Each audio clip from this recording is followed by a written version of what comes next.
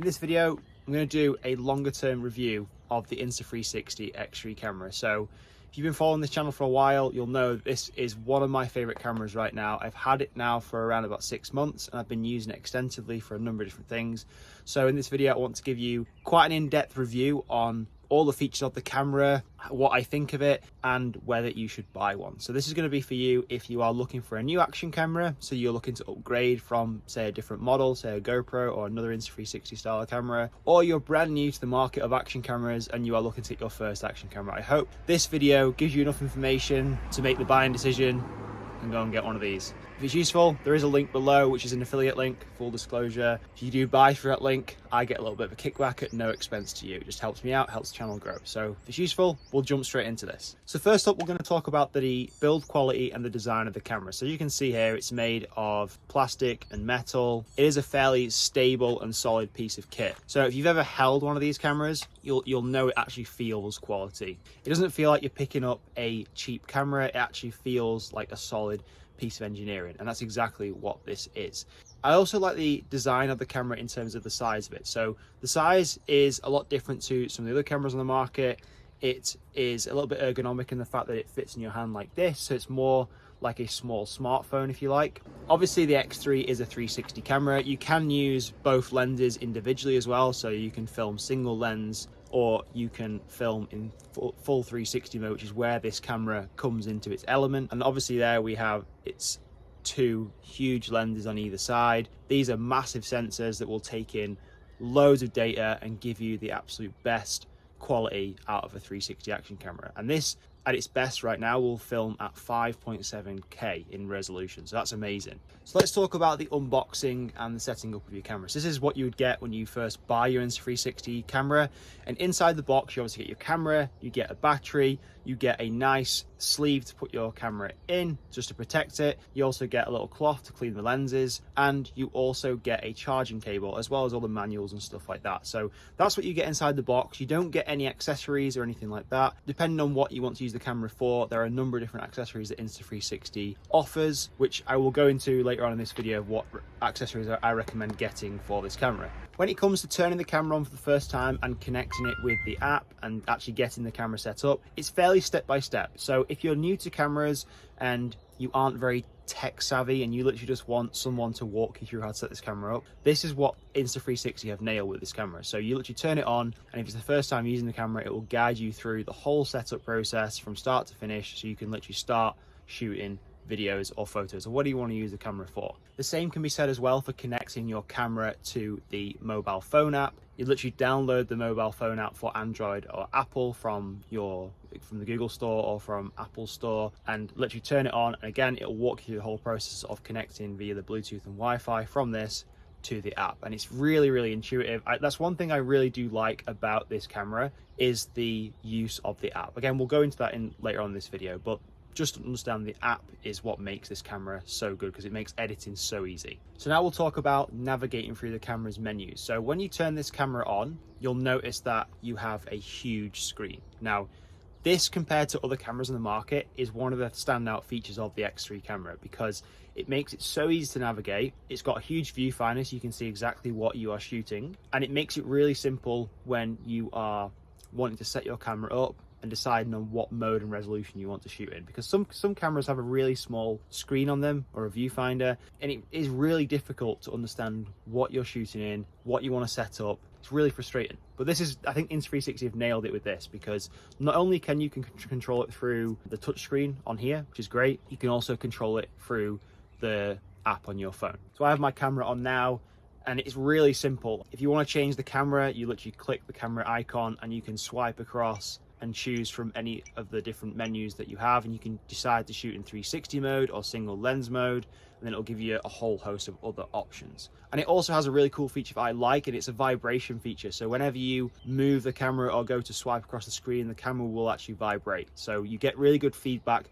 from the navigation in the camera, which is really cool. And it's really fast as well, so there's no lag in it either. So as soon as you click something, the screen opens or the menu opens. There's no lag, there's no waiting times or anything like that, which I've had with other cameras in the past. Now let's talk about image and video quality. So the good thing about this camera is how versatile it is, and in terms of how many options we have when it comes to resolution and camera setup. If you're shooting in full 360 mode, which is what I mainly shoot on in this camera, you can shoot at a full 5.7K. So that's 5,700 pixels spread across the whole two of these massive lenses, which is obviously going to lead to the highest quality footage when you export things and upload to social media or watch it back on your TV. Another thing I like about this camera as well is the color. We can choose to shoot in a number of different color settings, and this is great for both beginners and advanced filmmakers. So if you are a beginner and you literally just want Insta360 to color grade all your footage and make it look really good without you having to do anything, there is a mode on here called Vivid. And Vivid basically adds a lot more saturation to your videos straight out the box. So when you edit it, it actually looks really, really super vibrant, super colorful colors. It just looks really, really good. So this is shooting in the Vivid color mode. This is the standard color mode. If you're more of an advanced filmmaker and you want to add more of a creative touch on your footage, you can actually shoot in log on this as well. So log is basically where you have a flat color profile and you can do a lot more advanced color grading in the post-production stage of making your videos. For most people, the actual vibrant color setting in this camera is amazing, and I would use that most of the time. It just literally looks really, really crisp, really colorful, and really vibrant. The camera's low light performance is very good. I do a lot of mountain biking. I'm constantly in and out of trees in constantly different changing lighting situations. So sometimes we're in like super well-lit areas like this, then we go straight into a woodland trail where the camera has to adapt really fast to the current lighting situations. And even when you're shooting in 360 mode, this camera does really well from going from light to dark and dark to light. And it also deals with low light situations real well in terms of stability as well. When you're shooting at low light, the tendency is that your image starts to get pixelated, it starts to lose the quality, it starts to lose the sharpness, it starts to lose everything. This deals with the things really, really well though. I don't know how they do it, but it just does. It deals really well with the low light situations. And on the point of stabilization, Insta360's flow state is like next level. I use flow state on all my mountain bike videos just to get the most stable footage that I can. Even when I'm walking around cities or doing something different than mountain biking and I want a super stable clip, I will always have flow state on. And flow state is just the stabilization feature in the camera. And I just leave this on all the time and it does its job. Let's talk a little bit more about the app, okay? So there's two different ways that we can edit our videos, and we can do it on a desktop or we can do it on a mobile phone. The mobile phone app from Insta360 is unreal. Once you've connected your camera to the app on your phone, you'll notice that when you log into the app, it's a really interactive and intuitive editing suite. Not only in there do they make it super simple for you to put really good videos together, there is also advanced features in there as well. So again, it works for both beginners and advanced people who want to make videos. And there are also really cool tutorials in there as well. So Insta360 actually have like a whole suite of editing tutorials and ways to use the camera in really interesting and crazy ways to get some unbelievable footage from this camera. There's one that I really like, and it's basically where they show you how to put the camera in your mouth like this. There's a certain setup on the camera that you can use and it shoots some really funky stuff. There's all sorts of random stuff in there of how you can get really creative with the videos that you create. So I love that feature of the app. And I also use the desktop app as well, which is called Insta360 Studio. I use that to reframe all my 360 footage. It's really simple to use, it's really intuitive for beginners, but again, there's all sorts of advanced features on there that make it great for people like me who want to take my filmmaking to the next level. So let's talk about battery life and charging, because I know that's going to be a question on people's minds. This is the size of the battery inside the X3, so you can see there, it's a fair chunk of a battery, goes into the side of the camera, in there, and that's obviously also where your SD card goes as well. The battery for me, it lasts a fair while. If I'm shooting mountain biking for a whole day, I will take a spare battery if my camera is being turned on and used all day, just because I'm always filming in 360 mode, the camera is always working really hard, so then I just like having a backup battery and a way of charging that battery like a portable power bank or something, just to make sure that I have enough batteries to last the whole day. It does last a fair while. If you're using it on single lens mode or for night lapses, time lapses, photos, stuff like that, it will probably last a long time. You probably get a full day of shooting out of this if you're using it fairly conservatively. But if you're using it fairly aggressively like me, you may want to consider getting a spare battery when you buy this camera, just to be on the safe side of things really, like you would with any camera of high performance. In terms of charging times, If you charge this from empty to full, it'll take around about 60 to 90 minutes. Insta360 also has a fast charging dock as well, which reduces that time down to like 45 minutes, I think.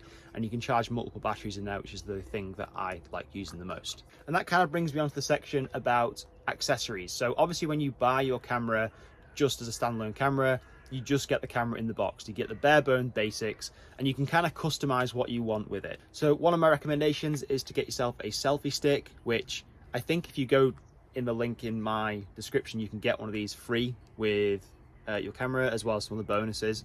And this is just an extendable selfie stick, really high quality thing. This is super cool for getting a range of different shots, whether you want to do vlog style videos where you're talking to the camera, or you want to do something in the camera that's called me mode, so you can walk around and the camera will actually magically remove this stick from your shot, so it'll literally look like you have somebody following you, filming you. Or you can make it look like a drone is following you when you don't actually have a drone. And I've done a video on my channel about this before, which is one of Insta360's other accessories. It's like an extended selfie stick. It's like 3 meters long, it's huge.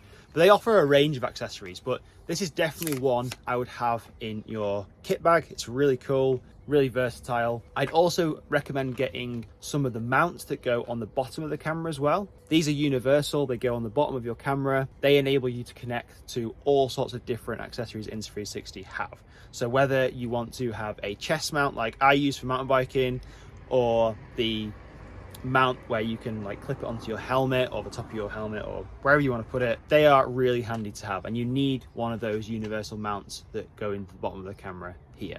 There's also a whole host of other accessories. They're literally, the world is your oyster. In general, for beginners, I would definitely recommend the Magic Selfie Stick.